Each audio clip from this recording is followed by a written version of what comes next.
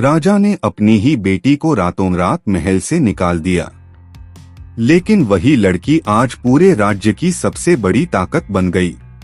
बहुत समय पहले की बात है। पर्वतों और नदियों के बीच बसे वैभवशाली राज्य सूर्यगढ़ में राजा विक्रमादित्य का शासन था। रानी के देहांत के बाद महल में सन्नाटा था। उसी सन्नाटे में एक दिन एक बच्ची ने जन्म लिया, अनाया। दरबार में खुशी तो हुई, पर कानाफूसी भी शुरू हो गई।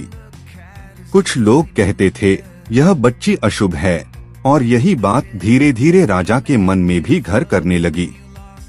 अनाया बचपन से ही शांत और समझदार थी। वह महल के बगीचे में बैठकर पक्षियों से बातें करती, किताबों में खोई रहती। लेकिन महल की दीवारों के भीतर उसे अपनापन कम ही मिला। राजा उसे देखते तो थे, पर दिल से स्वीकार नहीं कर पाए। दरबारियों की फुसफुसाहटें और अफवाहें उसके पीछे पीछे चलती रहीं। एक दिन राज्य पर संकट आया। पड़ोसी राजा ने आक्रमण की धमकी दी। दरबार में भय फैल गया। ज्योतिषियों ने कहा, राज्य पर छाया तभी हटेगी जब अनाया महल छोड़ दे। राजा का दिल कांप उठा। बिना सच्चाई परखे उन्होंने कठोर निर्णय लिया। आधी रात को अनाया को महल से दूर पुराने किले में भेज दिया गया, यह कहकर कि वहीं वह सुरक्षित रहेगी। पुराने किले में अनाया अकेली थी। ठंडी हवाएं, टूटे दरवाजे और खामोशी, सब कुछ डरावना था। कई रातें वह रोती रही, पर फिर उसने खुद से वादा किया, मैं टूटूंगी नहीं।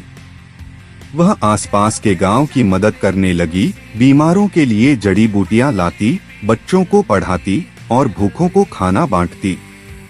धीरे धीरे लोग उसे किले की बेटी कहने लगे। उधर सूर्यगढ़ में हालात और बिगड़ते गए।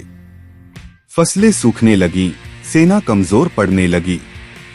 राजा बेचैन थे।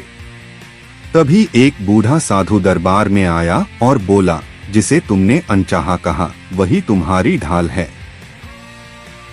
सच्चाई उससे दूर नहीं, पास जाकर मिलेगी।